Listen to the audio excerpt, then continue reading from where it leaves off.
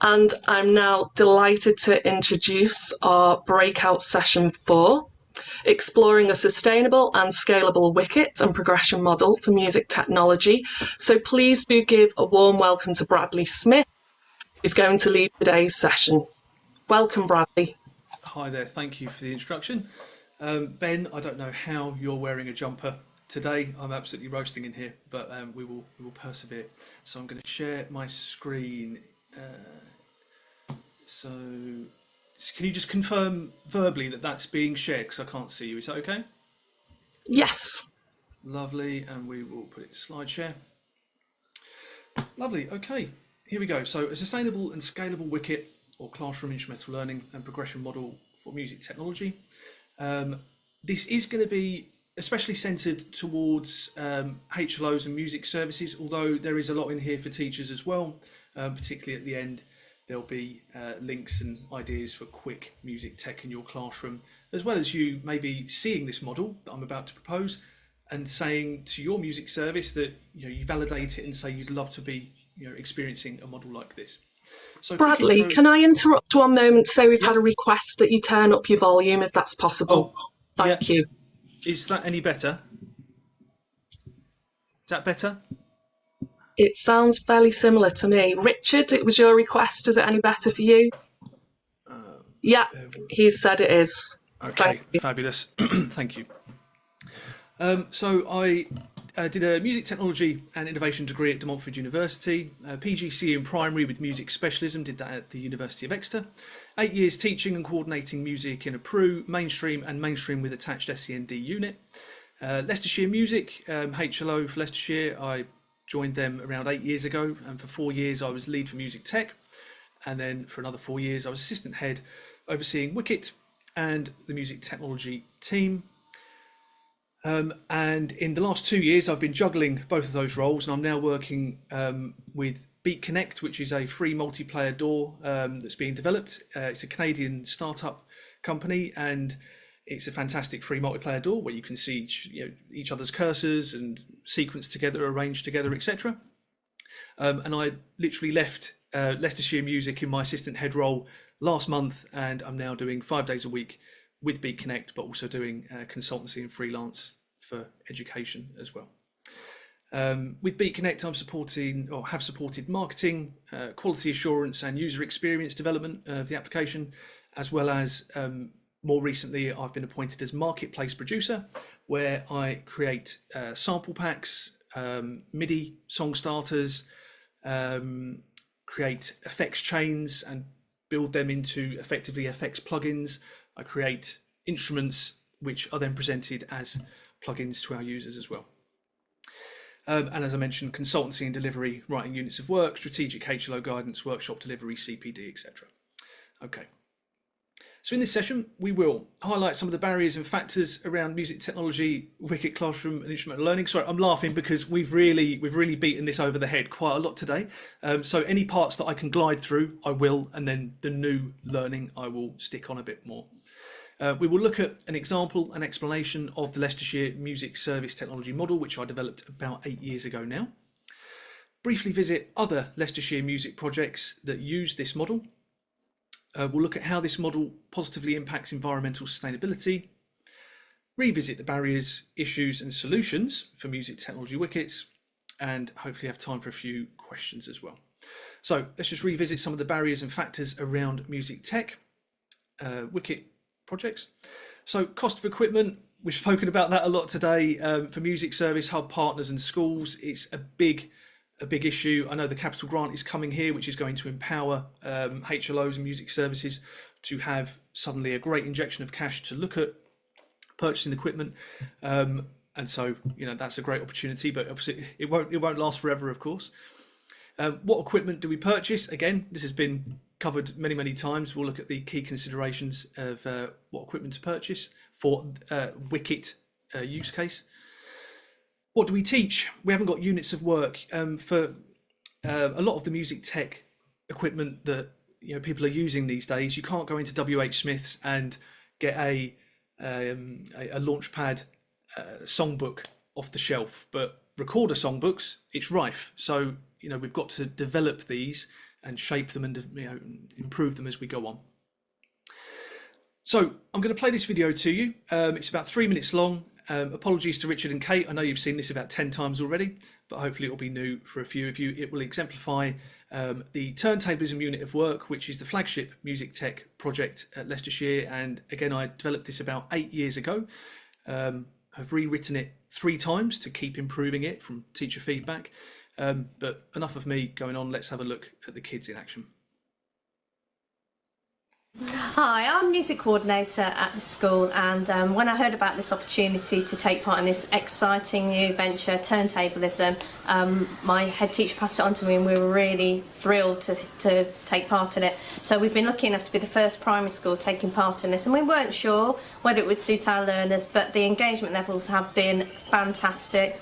The children in our school, we think about the 6 R's, which are things like responsibility and resilience, so they've been very responsible for the equipment, and in fact I've been pleased to hear that we've not broken any needles actually during this experience. So how do we hold them?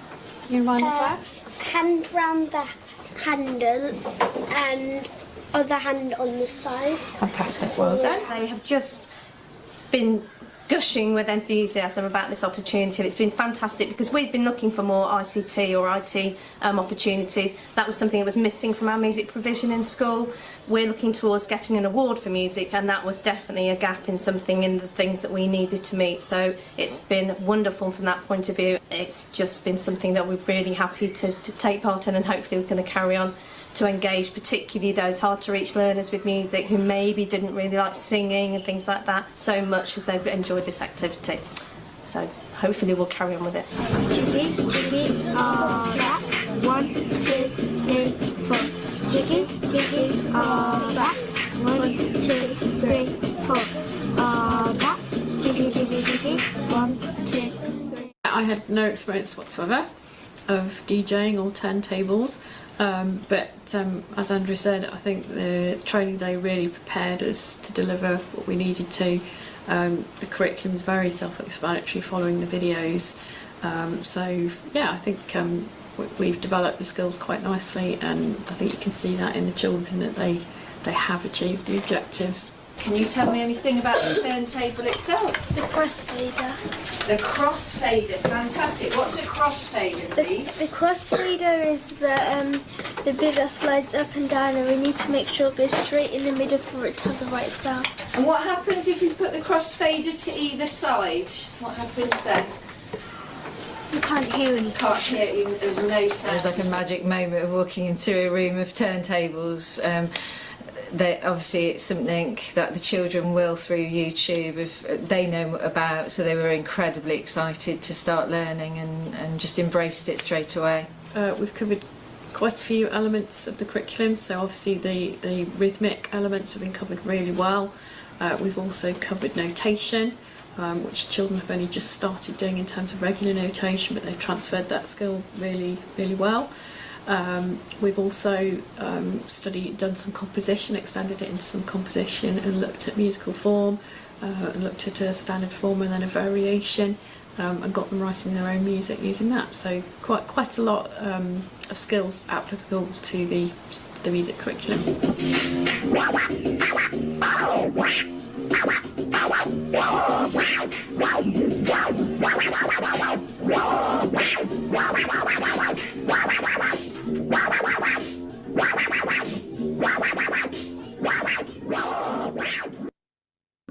Okay, so a few things to really draw in on there. So those 2 teachers that you saw there speaking, they delivered that entire unit of work from lesson 1 to lesson 10. Leicestershire Music and myself, we didn't go in and deliver those lessons. That was delivered by those 2 members of staff. One of those members of staff said they are quite musical in their own private life. The other one said, I'm not very confident teaching music, and especially I'm not very confident with music technology. But this is the point of having very, very meticulously planned resources that guide from lesson 1 all the way through. If you follow every slide, every detail, every point, it's a low anxiety experience for the teachers. And if the teachers feel in control, facilitating this experience, then that will gravitate out into the pupils and it will just go smoothly, because we know there's general music teaching anxiety for some generally trained primary teachers, but then that tech element can add that extra layer. So this model does work well. Oh, no, don't play that again. Right. So the model is built around the following key aspects. 10 lessons, or 10, a 10-week scheme of work, so 1 lesson delivered per week, robustly planned and led by PowerPoints and video tutorials. The PowerPoints and video tutorials guide every aspect of the learning. If there is a question in the PowerPoint, then the teacher isn't left high and dry. On the next slide will be the answers. So again, it lowers the anxiety and allows that teacher to build a positive relationship and association with this unit of work, and thus with the technology. They get a full class pack of equipment provided on loan to the school for the duration of the project, and in-house delivery. So the school's own teachers deliver the lessons, as I've said. Ahead of the 10-week scheme of work starting, they are given a day of CPD ahead of the project starting, so the teachers go on the learning journey that the pupils would go on from lesson 1 to lesson 10. There are many pedagogical little pit stops to talk about assessment and classroom management, etc. But they go from the journey and experience what the children will experience from lesson 1 to lesson 10. Snapshot of some data here. So Leicestershire music data. So in the beginning, this is when we were piloting the unit of work. So in 2016, we spent a considerable amount of money on full-size 12-inch turntables. We had 1 class set, and back then, actually, this is years ago now, but it was a 6-week unit of work, and we piloted it with 4 secondary schools. And then over time, we moved over to the portable turntables that you could see in the video there, the smaller ones. They were a lot cheaper. Portable, had a little speaker built into them, lightweight, so we're talking about logistics and ease of movement. Smaller, of course, better for storing with primary schools, because primary schools historically haven't got oodles of storage space in their schools. But over time, you can see as we bought more class sets of turntables and could offer them to more schools, our numbers went up. Of course, around here we had COVID. I had to do a chemical cosh, I think it's a check with the county council, and I found some antibacterial fluid that we then got signed off, and we gave to schools and things to help clean the turntables and make COVID precautions as best we can. But the data was impacted, of course, particularly when schools were recovering out of COVID. But then the numbers nicely picked up, and to date we have got 7 full class sets of turntables from memory, and we're kind of reaching our plateau number up here. In terms of pupil numbers, now this is where it gets quite interesting. So you remember in the pilot year we had 4 schools deliver the pilot, 4 secondary schools, and I can tell you that one of those schools delivered the turntablism unit to 600 pupils, and that's because it's the school's own staff doing the delivery. They can deliver it as much or as little as they want. Now that turns into excellent value for money for those schools.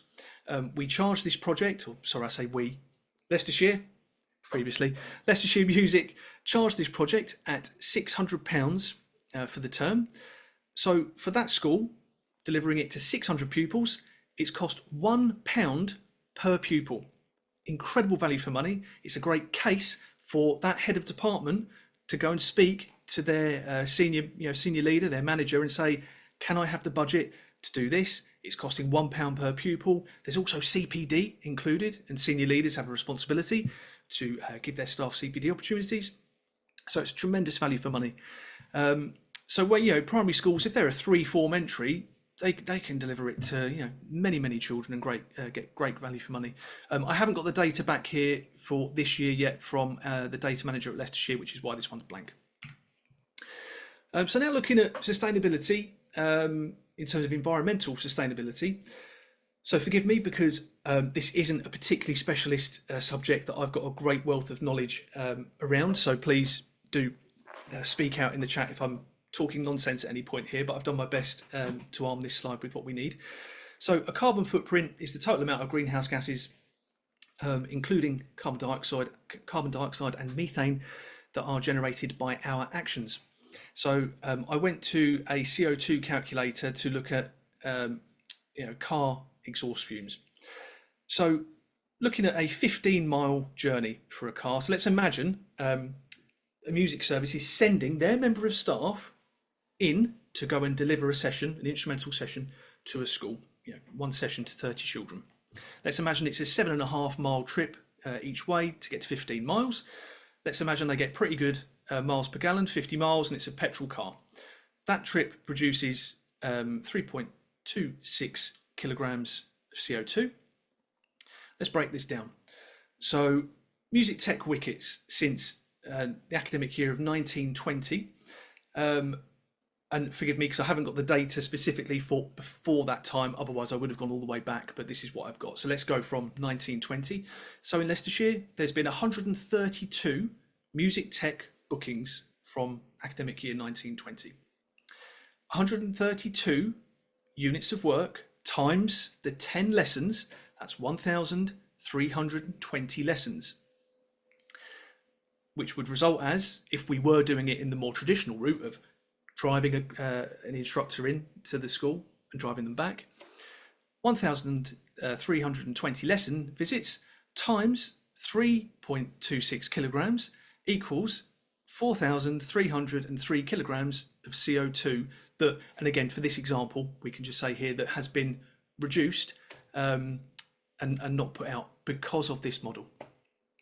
Now, as a little sweetener on top, a few years ago, academic year 1920, I produced a recorder unit of work using exactly the same model as what I've previously done with music tech. I worked with one of our woodwind specialist teachers, and she and I worked together to create a 10 lesson unit of work, PowerPoint driven, video activity driven, the whole thing from start to finish. And again, since 1920, there's been 75 bookings, 75 units of work times the 10 lessons, 750 lessons, 750 lessons times by 3.26 kilograms. That's an additional 2,445 kilograms of CO2 that we've potentially not put out into the atmosphere. Combine those two together and it's a very big number there. So environmentally, like other speakers have alluded to earlier about using Zoom to do distance learning via video call, this is also another great way to be environmentally conscious. So it was really, really pleasing to know that other music services in the early stages, they reached out and spoke to us, they heard about the work we were doing, and it's ended up with Leicestershire Music now supporting several other music services across the country.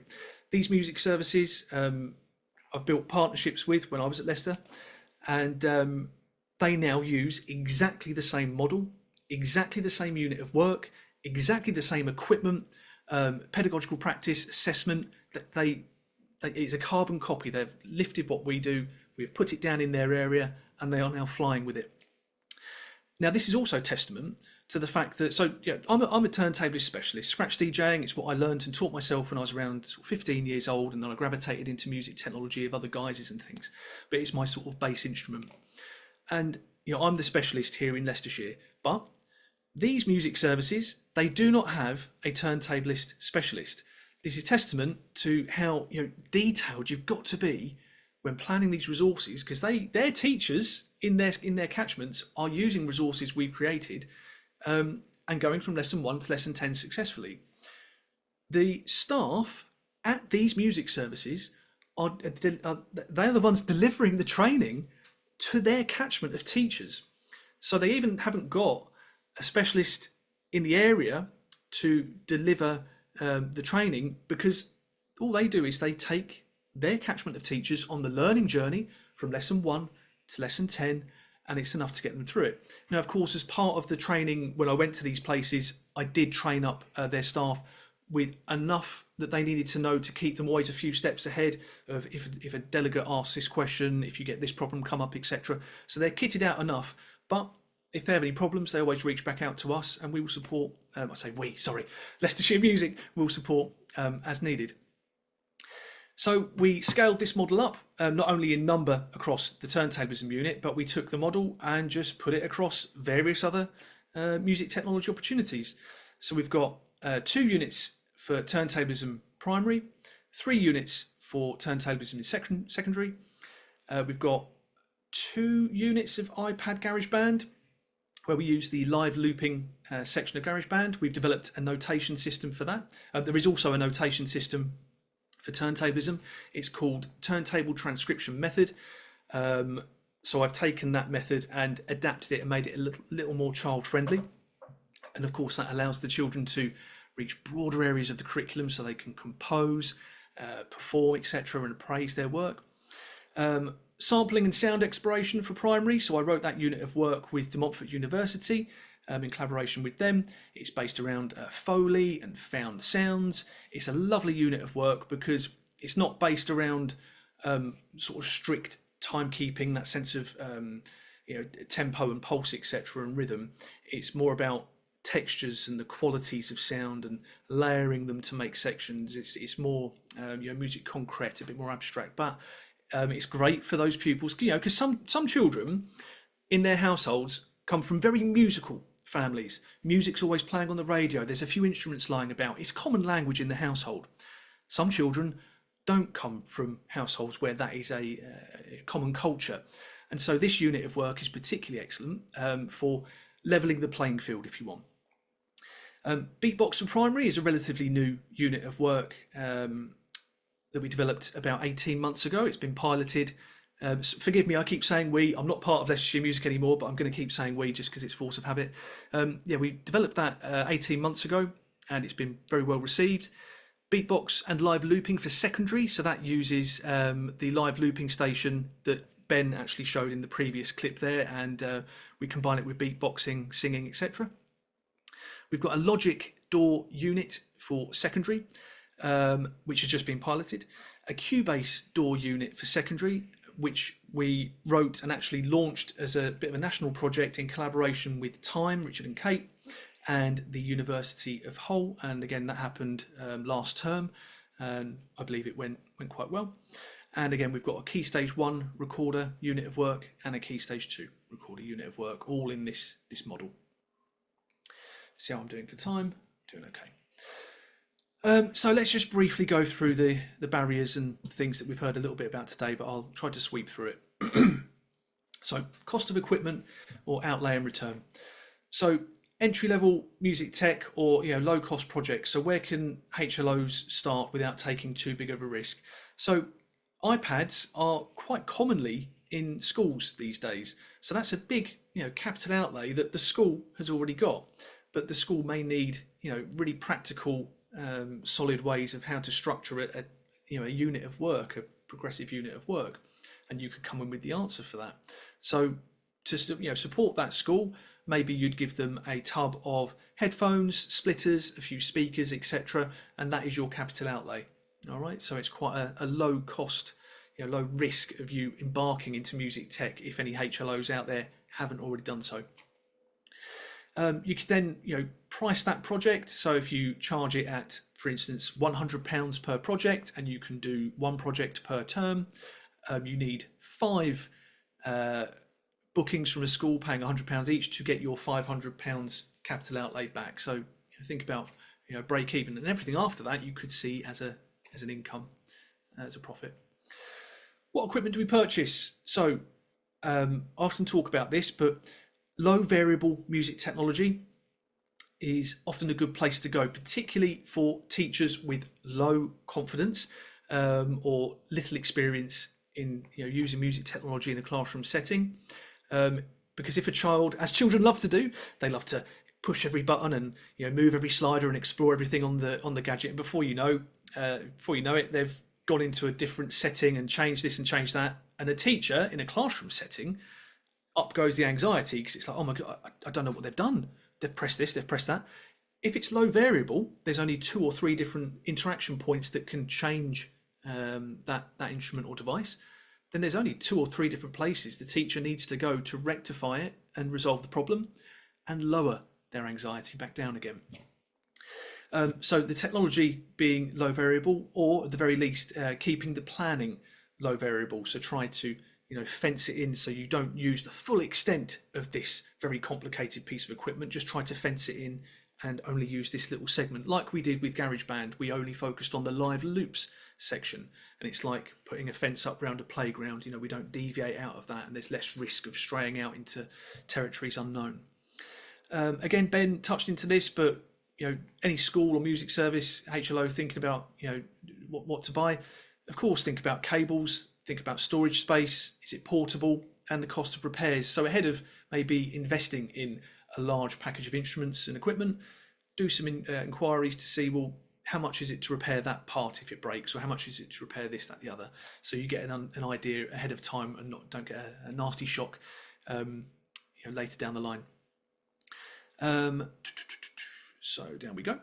What do we teach? Take the time to create a clear unit which is simple for the teacher to facilitate. And if you are a teacher yourself and you really want to crack this out and make your own unit of work, write it in a style that a future version of you, who might not remember all this research you've done, all this planning you've done, all these slides you've made, a future version of you could pick up that unit of work, follow it from lesson 1 to 10, and you will almost be speaking to yourself and understand, the flow of it is really, really smooth. And it sounds silly, but in those early stages of trying to embed music tech in, maybe try not to overload yourself and absorb every little granular detail. Put it to the slide, put it to an audio recording or a video recording that is part of your resources, so that you don't have to retain it. You can go into that lesson and go, I feel at ease because I know all the information that I need to put out to my children, or demonstrations I need to put out, it's on the resources. And aim for breadth of curriculum where absolutely possible. Pitch, rhythm, texture, structure, notation, vocabulary, composition, performance, listening, appraisal, and a breadth of genres. Those are some real bread and butter things. There are many other things, of course, you could try to include, but it's just an example. Just where possible, go for it. Now, notation. A lot of music tech doesn't often come with notation sort of built with it. We're lucky. The devices that we saw earlier in Richard and Kate's talk, both of those companies, the Digit Composer and the other one, the name is the Arturia, forgive me, have got notation methods coming out of the box, which is absolutely fantastic. That is one less piece of work that a HLO trying to produce this, or a school trying to produce a notation system, one less piece of work that you have to do, and immediately it opens up a bigger range of the curriculum. So kudos to those guys for producing those resources, because that's fantastic. And then how to maximize access and value for schools and pupils. So again, the units of work in this model is led and delivered by the school's own staff to as many pupils as they like, which is great value for money, but more importantly, on a timetable of their choosing. So speaking from a music service perspective, it can be a logistical nightmare. There comes that point in the year where it's like, right, we've got to do wicket timetabling and get the timetabling again, and it's like pull your hair out time, because it's a logistical nightmare sometimes. But this completely saves you all that time and all that stress, both from the music service end and from the school end, because the school have got the unit of work, they've had the training, they've got the equipment, and they are free to deliver it whenever they like. There's also extra added value, because if that school wants to do a lunchtime club, they've got the equipment, go ahead. You want to do an after school club, go ahead. You want to do a performance in assembly with the equipment, go ahead. Extra value, extra value, extra value. Brilliant. Progression. So again, in Leicestershire, we set up national competitions with our music tech delivery partners. So there's a scratch competition every term for primary and secondary, and we've got an iPad and Foley competitions as well going alongside that. Small and large scale performance opportunities. So I'm actually going to De Montfort Hall tonight, and there is going to be the debut of a big performance that we've been planning for a good 3 or 4 years now. We've worked with a composer, Elizabeth Kelly, and a world champion turntablist, and we've created a suite of pieces called the Space Scratch Symphony. And we've got young turntablists performing. We've got 3 primary and 3 secondary performing in front of with a choir, youth choir, and a youth orchestra behind them, and that's happening at De Montfort tonight, and I cannot wait to go and see that. So we're also sharing that repertoire with our national partners as well, and it can be done. Songbooks with differentiated repertoire. So we've created a scratch songbook as well, which is a good form of progression. So if a school has the 10-week unit of work, what we do is we offer, do you want to hire a single flight case of equipment so you can carry on doing a lunchtime club? And we do it very, very cheap for the schools, because they're doing us a favour by delivering progression and hosting it in their own time, and leading on that and all the logistics. We can go in and support, and we make sure quality's okay, but they're steering it.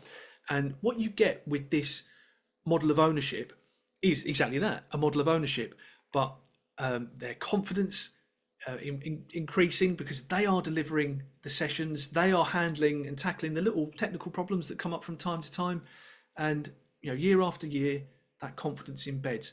I'll just briefly, just look at the time, tell you, there was a secondary school teacher who comes to mind, and he had the unit of work for 3 or 4 years on the trot before he moved to a different school, and by the 3rd year, on the training day, he said to us, "I don't need the training. I just come here for a nice day out of the classroom to meet up with you. Well, I have a little refresher, of course." But he said, "I feel really confident with this," and that's a massive positive indicator that this model works to gently ease and embed that level of confidence and understanding into teachers. And I can tell you that this teacher I'm thinking of, Dave, I could have got him up at the front to deliver the training for us to other secondary school teachers. I was that confident in his level of understanding and confidence that I could have asked him to represent us at a conference speaking about the unit of work or delivering training to other colleagues.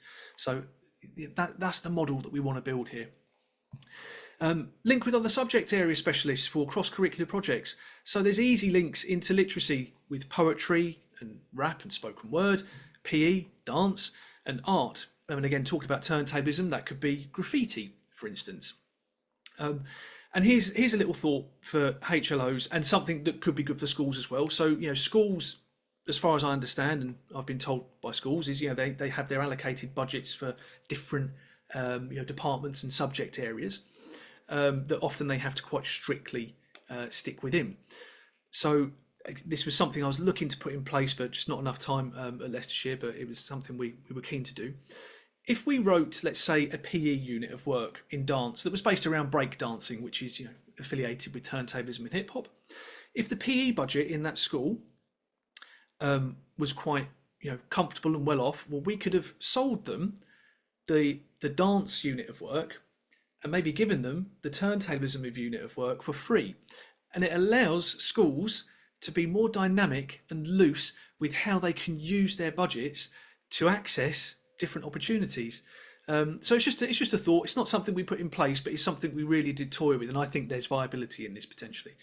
And then talking more about the capital grant, because as wonderful opportunity as it is, there are some issues that are coming up on the horizon, I think, for HLOs.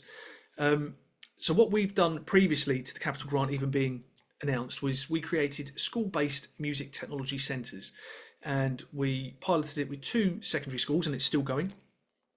We offered the school a menu of equipment, literally a list with what can you get and how many points will it cost you. So we then allocated the school a number of points for every term they are delivering a music tech centre offer after school. There were certain conditions that we wanted to put in place to ensure equal access.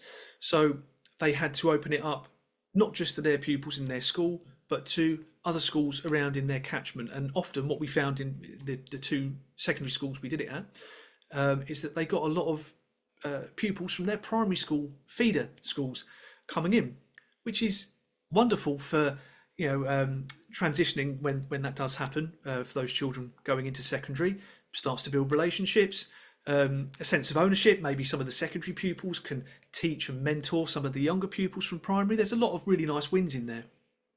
But with this music tech centre, as a music service, we gave or permanent loan or temporary loan. They had the equipment as long as they were a centre for us. The equipment lived at that school, and we said, look, if you want to use this equipment in your curricular teaching, go ahead. If you want to use it in a lunchtime club, go ahead. Whatever you like, as long as you're delivering a session after school that's open access for other children to come and enjoy. Do what you like with the equipment. Because something that could be a problem is storage for HLOs. You've got a great portion of money. You're going to buy a lot of great equipment, but you've got the logistics of lifting and shifting it around, which could also increase your environmental impact if you're driving it here and there and everywhere.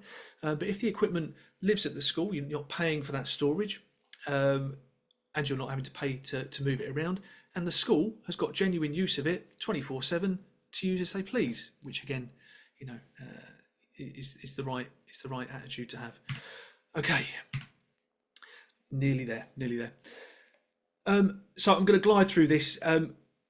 Schools, teachers, I would encourage you, if you're looking to start embedding music technology into your school, or you want to amplify it and make it better, these are the kinds of questions that I would encourage you to ask your music service. And I don't mean to be rude about this, but challenge them. If a music service or HLO hasn't got a very firm offer of one of these things for you, I'm sorry, I don't mind being divisive for the sake of pushing an argument forward, but in my opinion, that is not good enough in this day and age. With where we are, with what we know, all the evidence that there is, that is simply not good enough. So schools, don't be afraid to challenge your music service and say, well, what have you got for me? All right. Sorry, HLOs, if you're just starting your journey, but react nice and quickly if you can. So effective ways to begin incorporating music technology into your department. So iPads, we've spoken about iPads quite a lot. And, GarageBand is a wonderful free tool with lots of power behind it. You can access a lot of the curriculum on it. But kids, there's a certain look to GarageBand, and it might be a little uninspiring. And the sounds are good in my opinion, but again, they're kind of just like the GarageBand sounds. So there's something called AUV3, Audio Unit Version 3, AUV3 apps. And these are apps, they are effects units, and they are instruments, synths, etc., that you can open up and use inside GarageBand. Now, the visuals on these apps and the sounds on these external apps can be really interesting and really compelling, particularly the visuals for young learners who, want to be entertained by what they're seeing, and they like that creative and that splashes of color and different shapes and kind of themes and topics. There are tons of free applications out there that you can use inside GarageBand on an iPad. This video here, how to use them, how to use AUV3 apps, is about 6 minutes. It tells you it's literally about 3 clicks, and you've opened it. And this video is a very, very large list of free synth and effects that you can download and use in GarageBand. And I've asked one of the Music Mark colleagues to share my slides so all teachers and HLOs and anyone else here can access those links. So I'm also a big fan, especially for teachers who are just embarking into, dabbling into music tech, and their confidence is quite low or their experience is quite low previously. Now, I know some people aren't a big fan of this, but I'm quite a big fan of it. Free browser-based apps to start the journey. The reason I like it is because there's no download of an application, so you're not having a jousting match with your IT department to get this piece of software onto your system. And also it's free. It's quick to load up. You just put in the link, hit enter, bang, it's there. But also it's a very contained playground. It's a very contained experience, similar to what I was mentioning earlier about low variable music technology. These applications here, they appear on the screen, and there are a limited amount of interaction points and limited amount of things that you can do, which is good, because it allows you as a teacher to go, right, what are the limitations of this piece of software, and what are the opportunities of this piece of software? Make some notes and go, okay, this one is great for looking at arrangement. This one is great at looking at structure, whatever it may be. So here's a little splattering offer for you there. I'm not going to go through them for the sake of time, because I want to get some questions in if we've got a couple of minutes. And that takes us to the end. So I hope you've enjoyed it. Just to recap on some things that have been said earlier. So I am working with Digit Music. Si mentioned this, but I'm writing a unit of work on their Composer device using exactly the same model that I've been using for 8 years, that is going on up and down the country and has been validated. So keep an eye out for that. I'd encourage any music services, HLOs or schools, please get in contact. I'm looking to trial units of work, this one with Digit particularly as well. Or if you've got any problems and want to have a half an hour chat, I'm talking to teachers, HLOs, take my email address and we'll get a conversation booked in, because I'd love to speak to you and hear of your challenges and ways that we can try to solve them. And there we go. Thank you so much, Bradley. That was fantastic. It's great to hear of such robust resources that take away that anxiety from teachers, because we know that's such a huge barrier to learning. And to hear about the cross-curricular links that you promote to really take away budget as a barrier as well. So thank you. We do have some questions. First of all, and this is one that I considered myself, we have from Tina Parsons.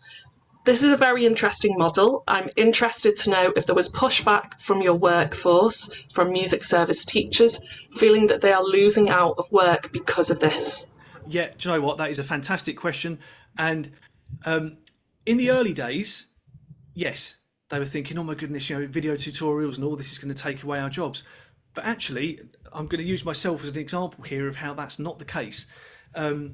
So when I first started making this model, I was a one-man team, and the model was so successful, the schools were taking it on, it was really, really going well, it was scaling nicely.